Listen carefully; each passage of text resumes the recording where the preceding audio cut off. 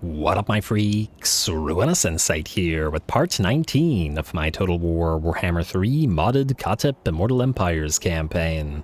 So as we saw last time, Khatep has destroyed another little army here, not of Albion, but of the Legion of Chaos, the Demons of Chaos, Danny Boy's army, just because they were nearby, opportunistically. So, in addition to that, speaking of destroying, we were able to knock out Valky's faction for good, and now our northern territories are more or less safe. Khatep is ready to move southward and acquire the next Book of Nagash, which is what we'll be trying to get to in this particular episode. So Khatep, let's start with you. You are going to go, let's see, there's an island right here, so grab this island on your way southward. Why the heck not?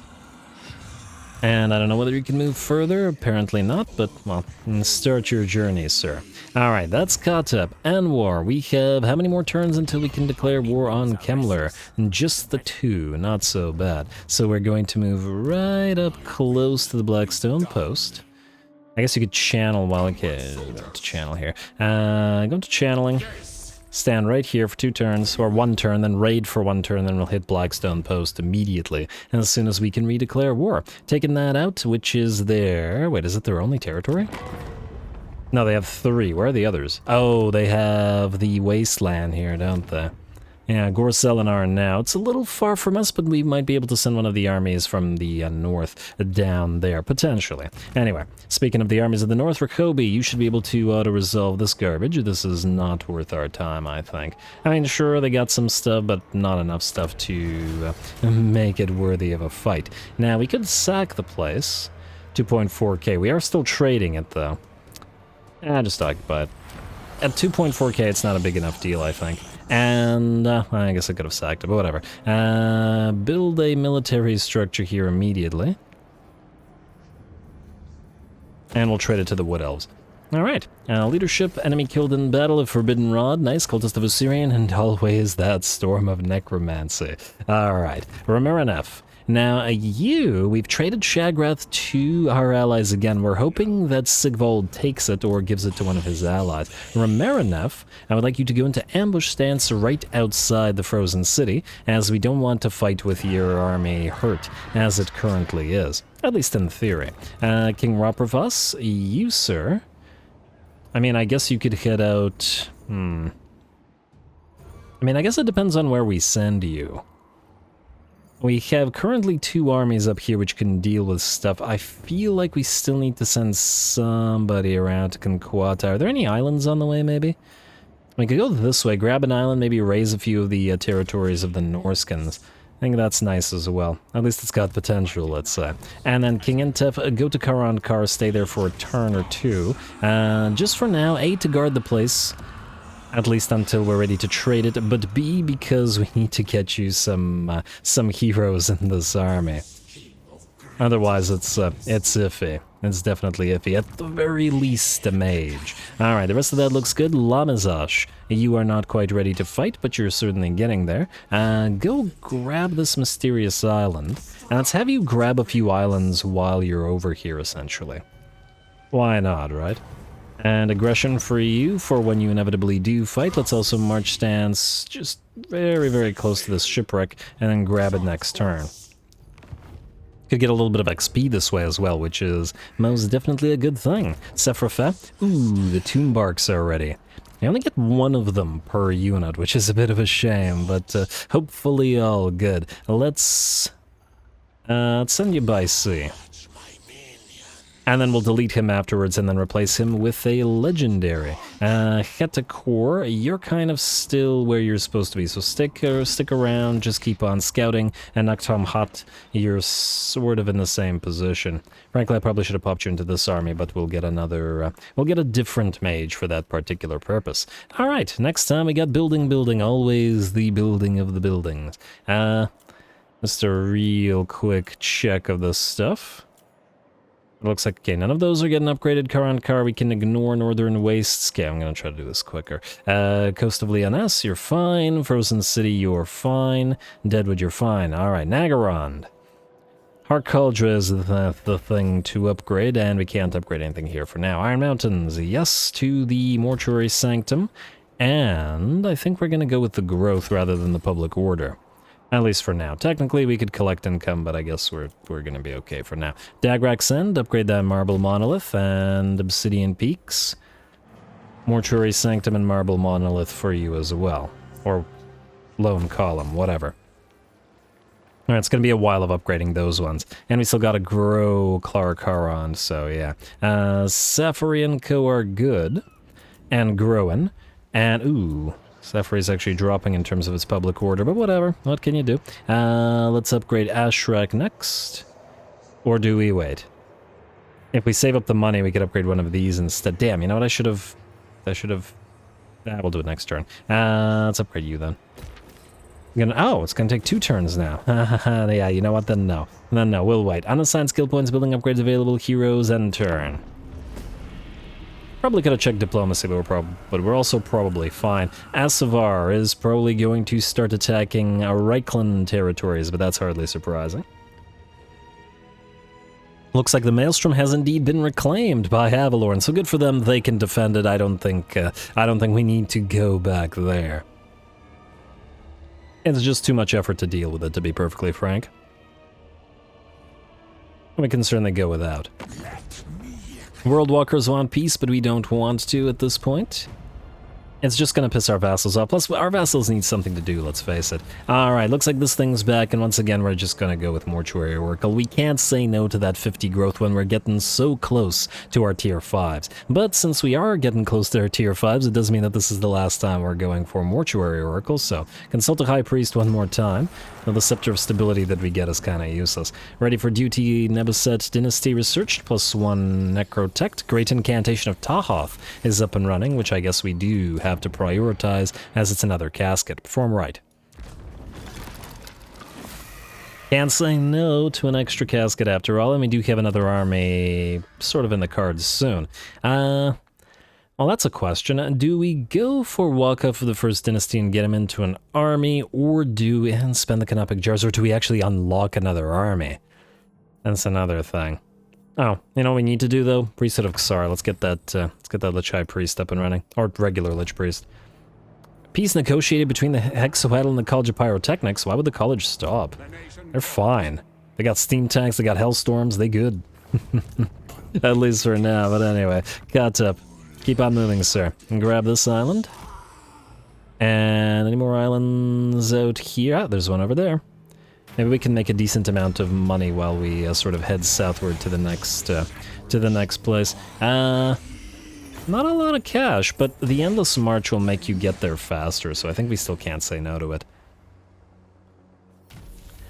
Materials at sea would be really, really nice, but it ain't happening. Khatep, keep on heading down. Will we heal in the Twisted Glade? Maybe. Let's find out. Hopefully.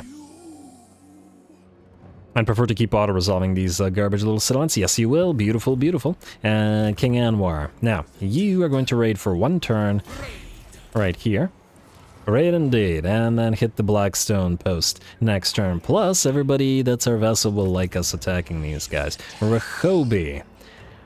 I suppose that... he raised Shagrath, alright. And we could move towards him. I wonder if he'd just be willing to straight up fight, or whether he'd run. Well, let's find out. Move towards him. And we'll see what he does. He should, in theory, think that this army is super weak and attempt to attack it, but who knows if he'll actually bother to give it a try. Just in case we fight, well, we do have the Sekhmet's Incantation of Skullstorm up and running. I say we keep going through 5th Generation Priest. That's a heck of a laugh. It makes me laugh. Anyway, just in case we get attacked, let's get Esteemed Combatant, +1 armor-piercing weapon damage, certainly needed against the forces of chaos, and then you can get another Hierotitan Sculptor. Good, I think we have 3 or 4 of them now. Should be now sufficient for Khatep. We should start doing Necrosphinxes next. Rehobi. I was just talking about you. I guess we're going this way. Let's grab Infernius and Blood Mountain, rather. Oh, there's an army here. I wasn't expecting you.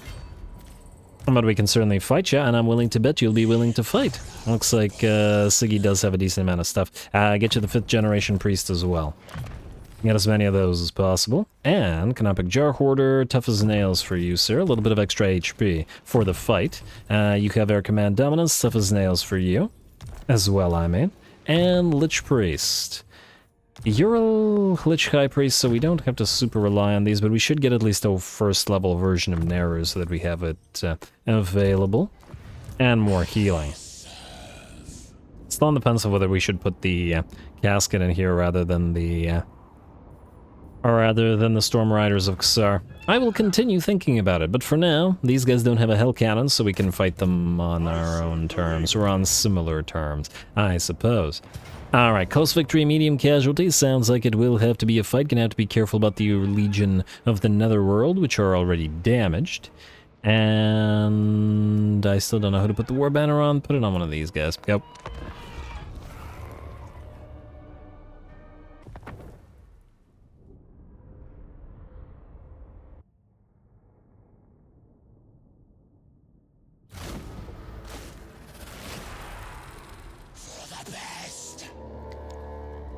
Alright, here we go. Time for some action for the newly formed or reformed Nehekara Warrior Army. All Nehekara Warriors plus now 4 units of Azure War Dancers. Or War Dancers with Azure Spears, whatever. Anyway, the Golden Host of Machrok still looking pretty darn fantastic. We also now have the Usirian's Legion of the Netherworld, and we know how effective this unit was in King Anwar's army for as long as it was there, so we expect great things from it in this army as well. Azure War Dancers also waiting to get stuck in and pierce enemy armor and flesh. Now, we have started to annoy the enemy with a couple of Skull Storms just in the blobs of the demon. That's obviously we don't have magical damage on our Nehekara warriors, with the exception of the Usirian's Legion of the Netherworld, and thus it's best to try to do as much damage to the demon nets as possible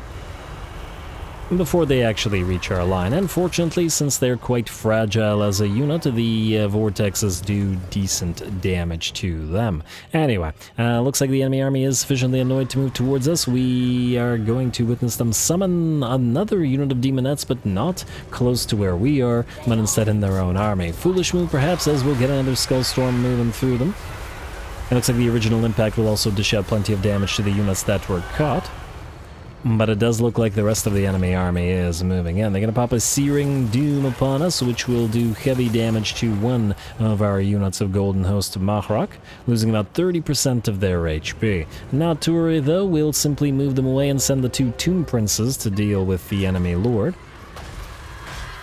As 2 Tomb Princes shouldn't have too much trouble at dealing with a single Exalted Hero. Oh, no, it's the Exalted Hero, not the Lord, whatever. And yeah, well, they're going to be working through him for a while, but the rest of our army maintains its cohesion. On the left flank, we activate the speed sort of ability of the War Dancers to allow them to close the distance and then toggle it off to allow them to charge in together with the Nehekara Horsemen.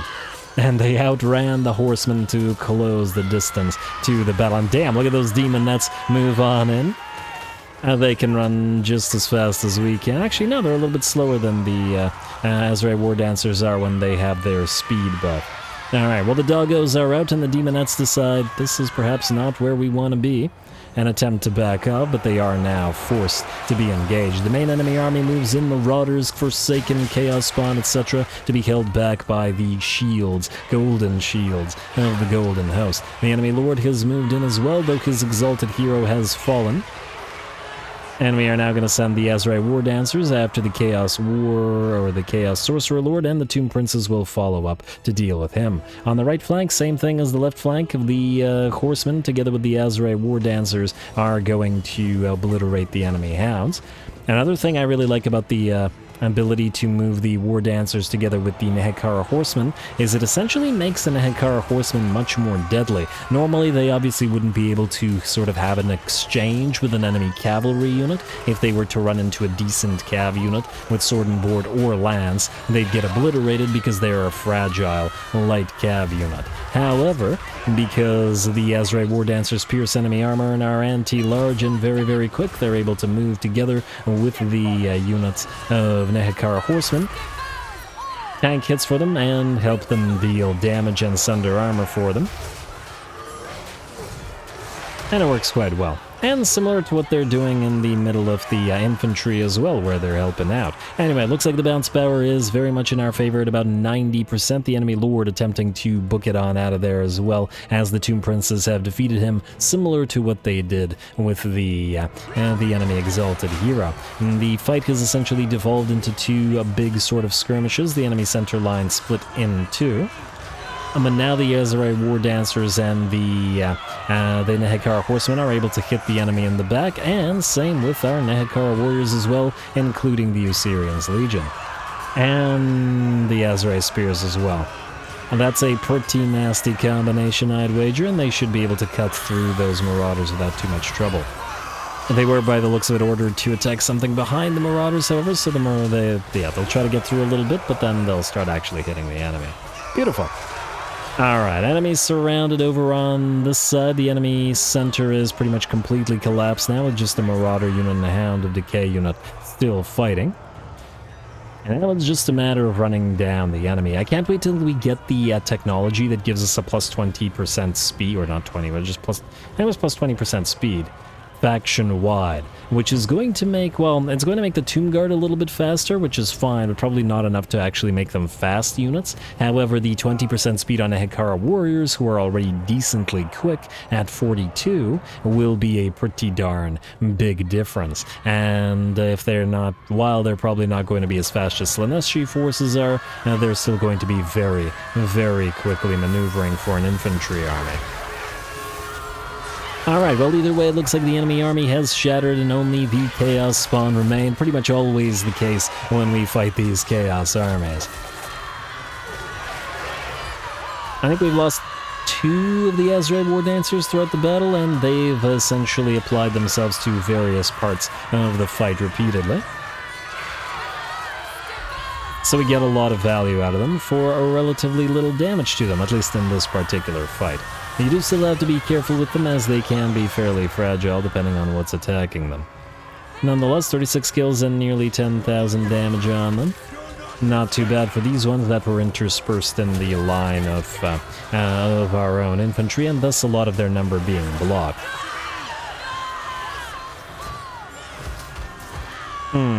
I'm just wondering whether we have another source of armor sundering that we could potentially combine with these guys. We have the corroded armor application from the Regiment of Renown of Archers, but that's a Regiment of Renown, so we wouldn't be able to do that here.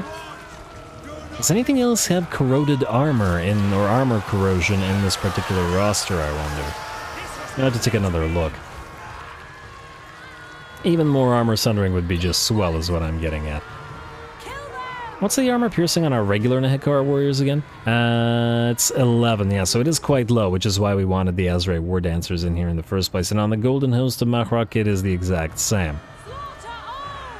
And just that they have a shield and a single Kopesh rather than the two. Anyway, it looks like the Chaos Spawn is still in there, but the sort of units are getting in each other's way and are having a difficult time to bring them down. So I'm just going to speed this up until something, at last, decides to move on through and destroy them. And obviously this is my fault, but at the same time I was sort of ignoring the Chaos Spawn while chasing all of the enemies down around the map. So it wasn't a big priority, as obviously I knew that they would go down eventually. Slaneshi giggle, and go down they did.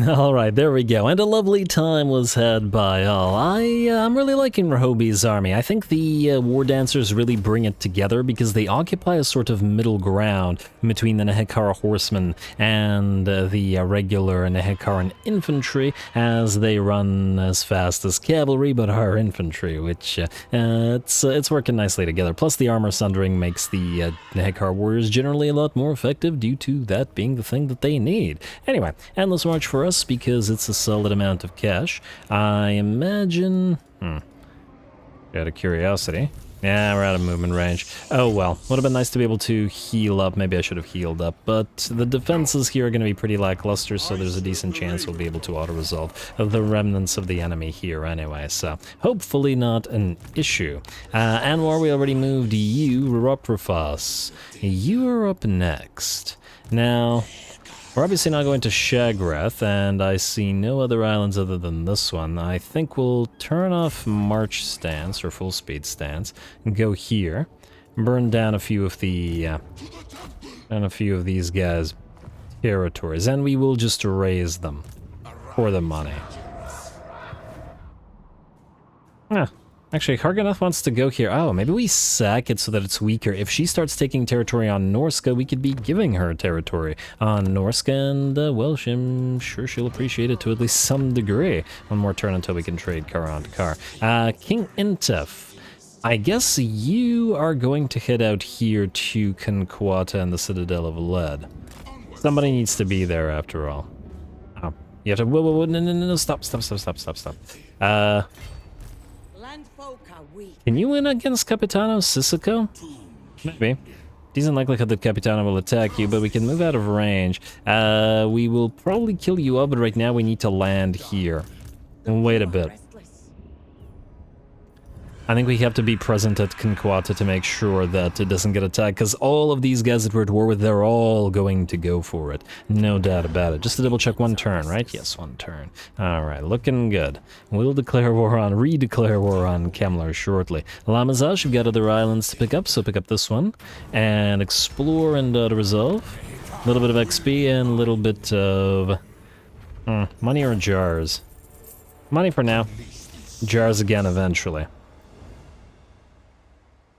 It's been a sort of sinusoidal, yes, materials at sea, sinusoidal sort of thing into where we grab sometimes money, sometimes jars, etc., etc., etc. Oh, fantastic work. Lamazash, you've already paid for yourself, sir.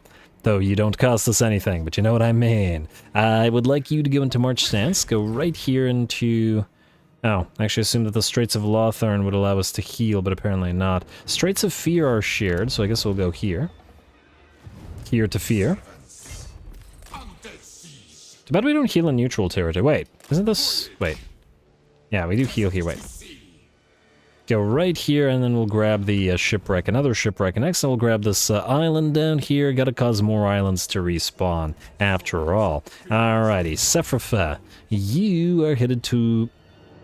I believe shipwrecks actually you need to fight, so you have to ignore that for now. Now you guys are good here. Hello, what do we have here? Ah, Arkling the Plague Ridden will probably go for Bordelot.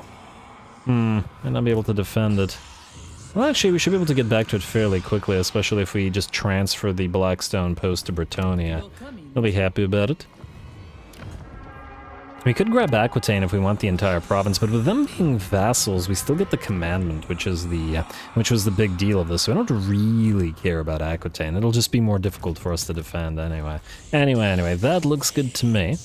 Building time, and then turn time. Alright, so we'll start with you. Broken Lands. No, we won't. We don't need to do anything. Albion. We do want to upgrade the sandstone walls, but I think we'll wait until the public order is here because it'll reduce the time anyway. This is all fine. Iron Foothills. I was going to build a Pyramidion here, and that remains so. Pyramidion. Alright, next up we've got upgrades to do here. Like so and like so. Golden Age Monument at the foothills, and we can, I guess, worship Asaph now. Or we could keep growing. You know what, let's collect money for a little bit.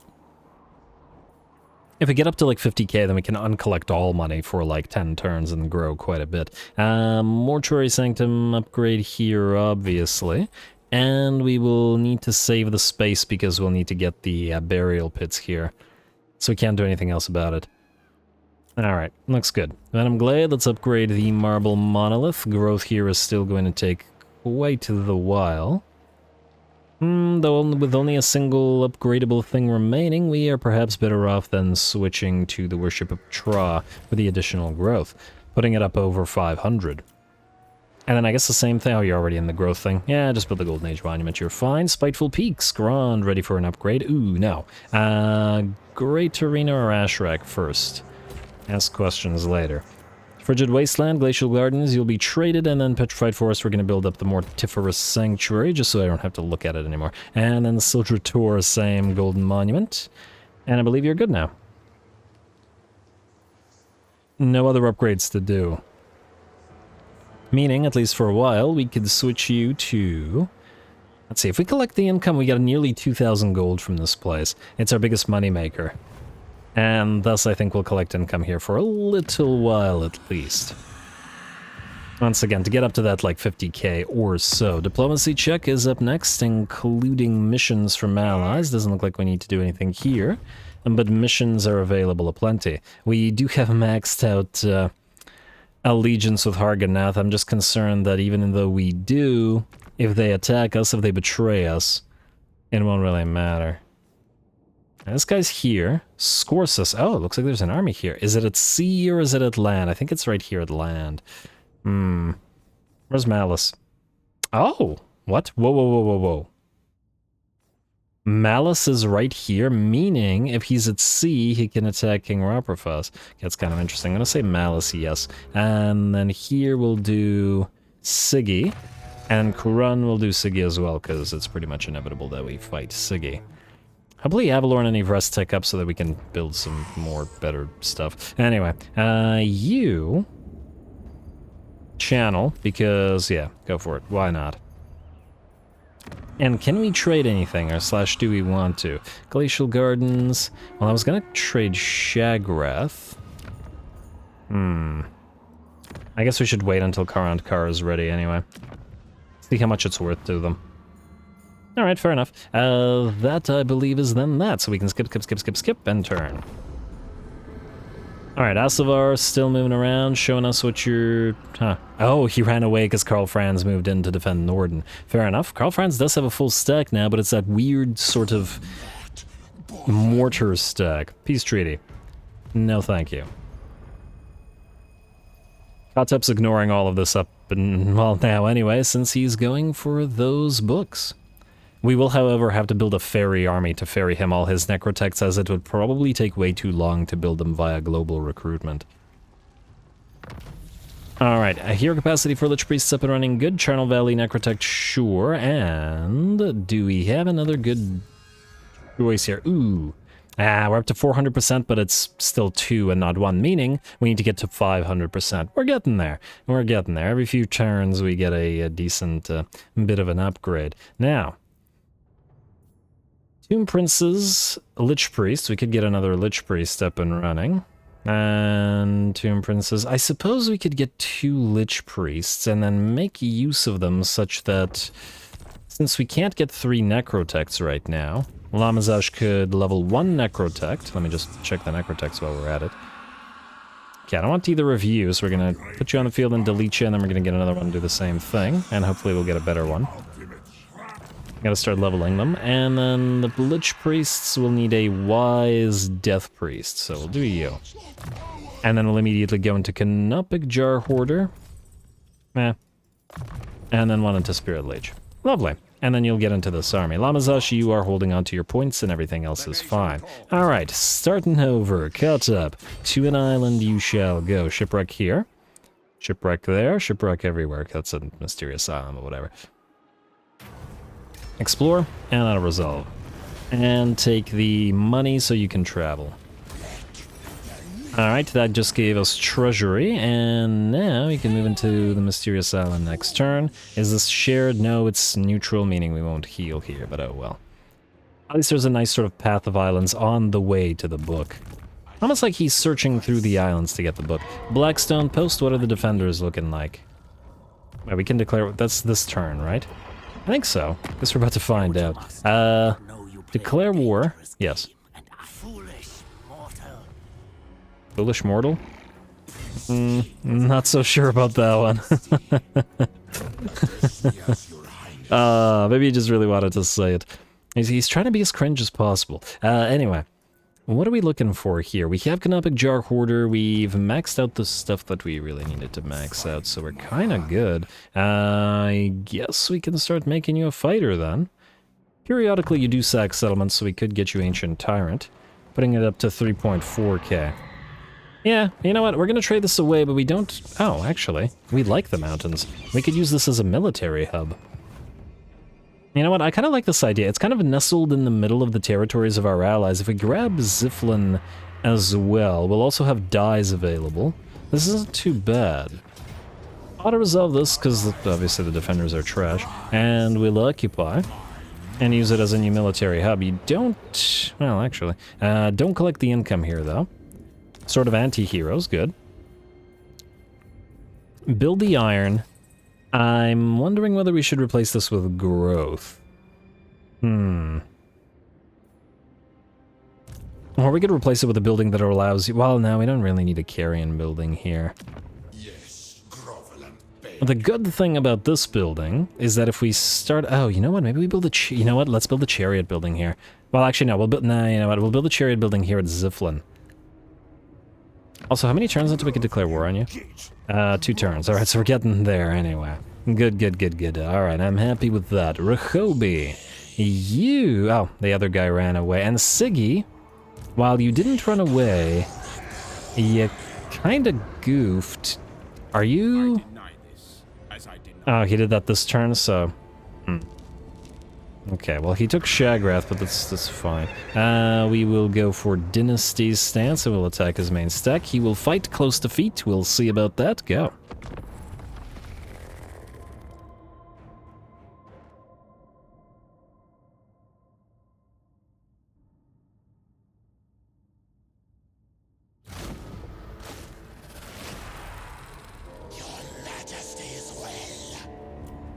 Alright, here we go. Let's see if we can pull this off. Now, obviously, this is going to be a toughie. There's a major problem here, and the major problem is this. Chaos Warriors, 132 armor, 77 melee defense, 25% physical resistance.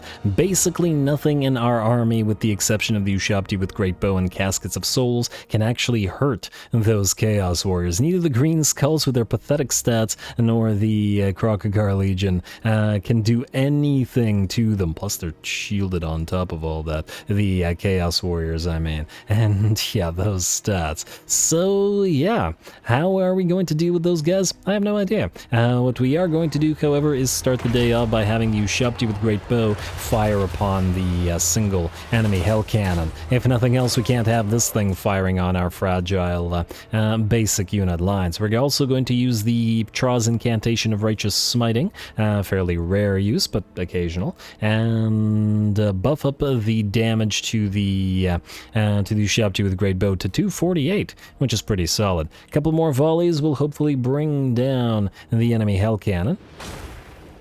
At least I hope. It does seem like the Hell Cannon is the target of the Ushabti rather than the crew, which should, in theory, work out well for us.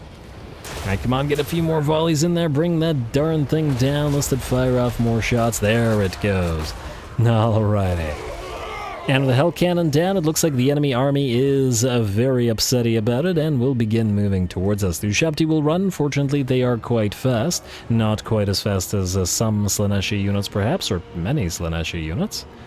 But certainly fast enough to outrun Marauders and Chaos Warriors. Now, obviously, we have to do our best to try to target those enemies. Chaos Warriors and, to some degree, the enemy Trolls and Chaos Spawn. I'm not even sure how we're going to deal with Sigvald or the Exalted Hero here.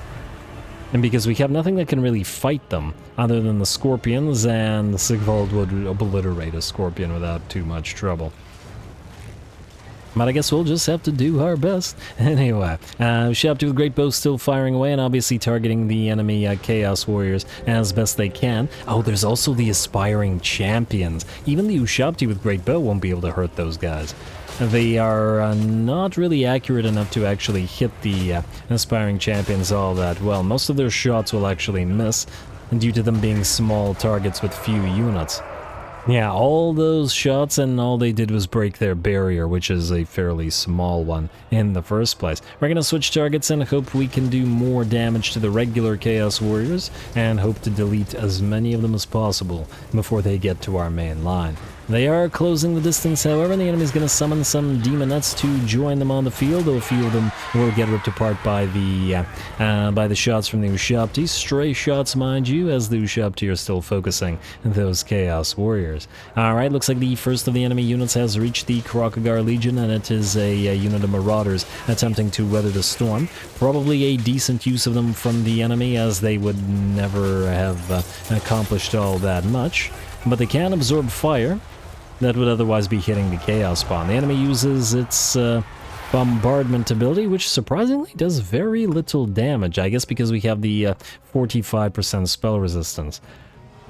Bit of a shame for the enemy, however, well, I just really like the look of the Slicing Shards spell, so always also nice to see it do crazy amounts of damage. Anyway, looks like the Demonettes have arrived and the Chaos Warriors are moving in on their backs. We're going to try to hold them off as best we can with our Scorpion. And, well, we'll do what we can do. Whatever we can do with those green skulls. Firing away, trying to have the Krokagar Legion all focus down the Chaos Spawn, as unlike the Chaos Warriors, they will be very vulnerable to our basic missile fire. On the left flank / in the back of our army, the enemy has managed to get a few Chaos Warhounds and Hellstriders around us, and we're trying to protect those Krokagar Legion units from being destroyed, though it looks like one of them is pretty heavily beat up.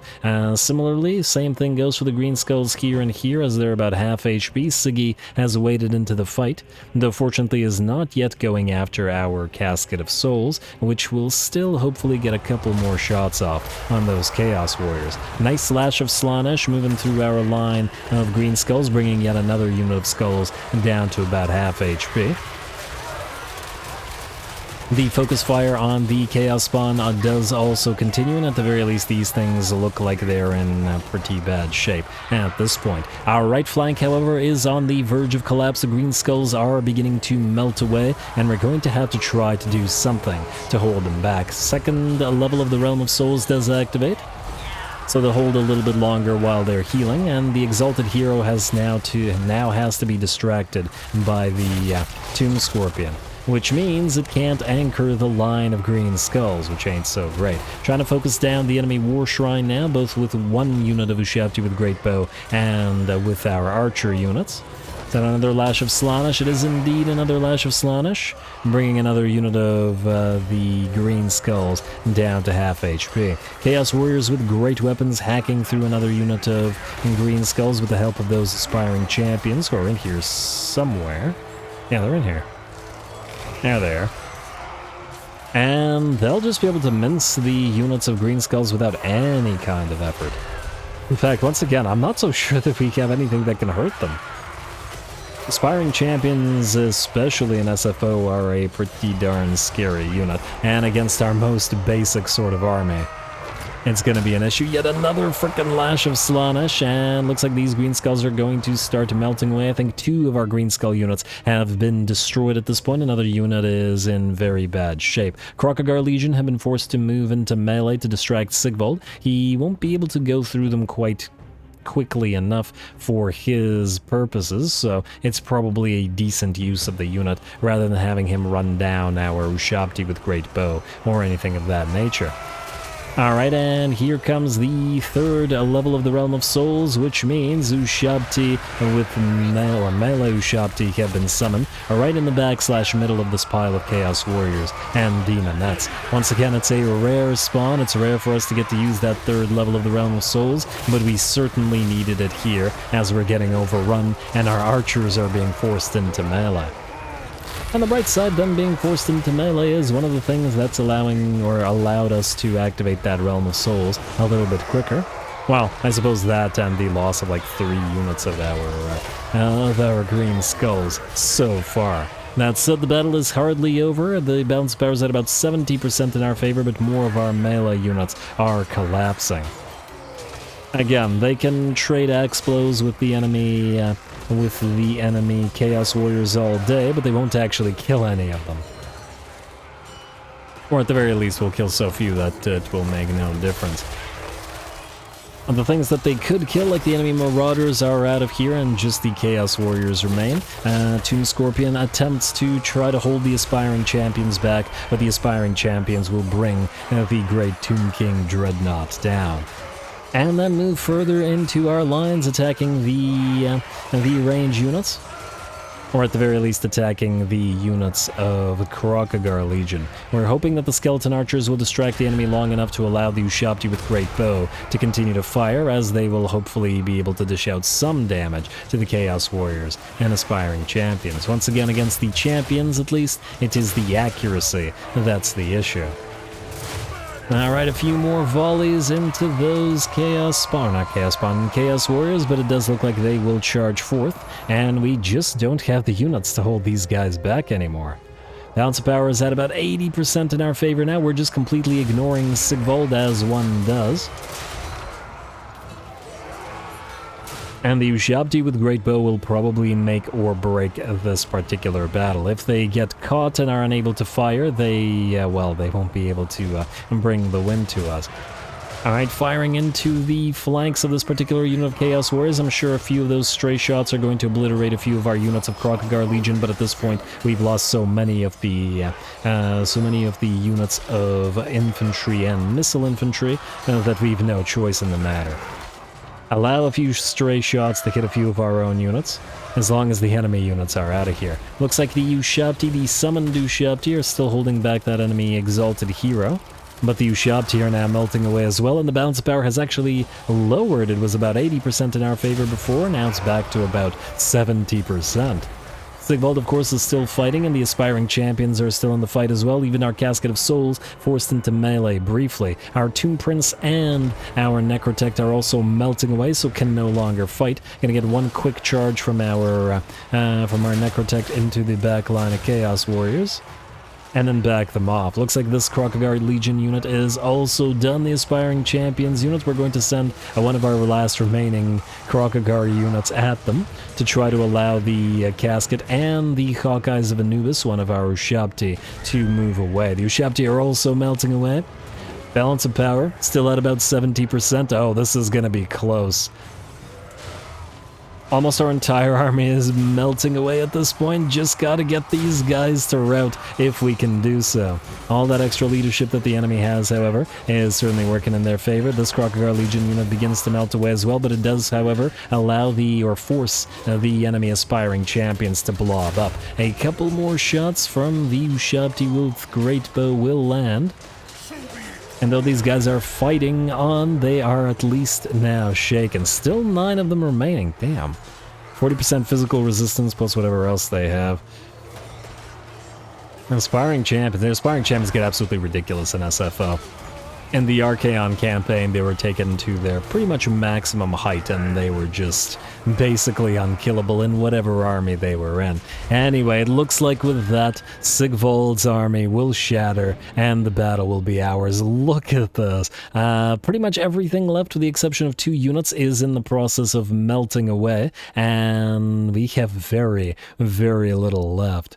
That said, we do still have to take the opportunity to try to either chase down or I don't know, gun down, arrow down, soul down, whatever we can, as this army won't be destroyed. Everything that escapes will be able to back off, and we can't chase forever, because if we do, everything left of our army will melt away as well.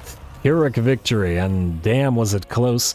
Do we still have enough troops remaining after this to hunt down Siggy? Well, it really depends on what he has left, because we still have the Ushabti with Great Bow. They survived, if nothing else, but I think none of our melee infantry did, and maybe half of our range infantry? Maybe 5? I don't know, we'll see.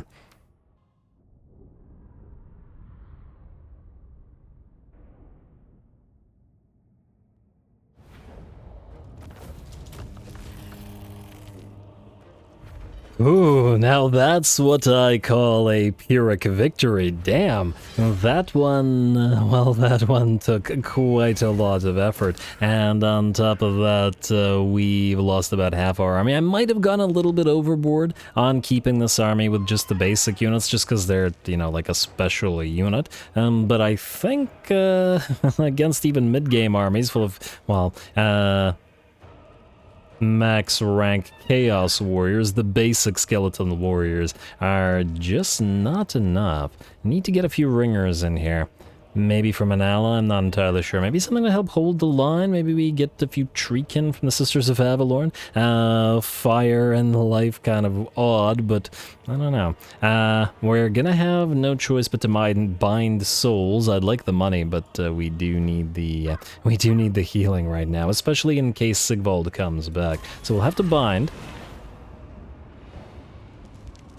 And we won't be able to move because of, wait, actually no, Shagrad doesn't deal with anything. There's a little bit left in his army, but you know what, I think what I'll do is I'll take care of this between the episodes, because we just have to essentially sit there and use the Ushabti with the Great Bow to snipe the remnants of the enemy army. Granted, their inaccuracy means that they're not going to be...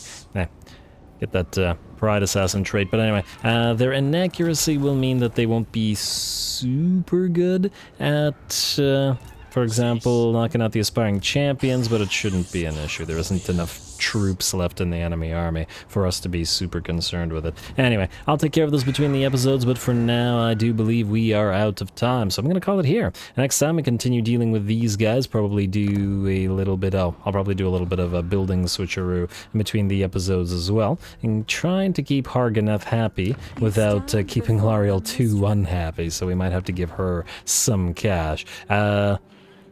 I believe Everus loves us no matter what we do, because we gave him like half of Lothern. And how about the Wood Elves?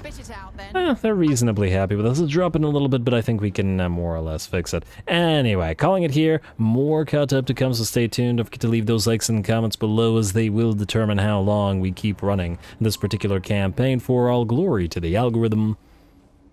And thanks for watching.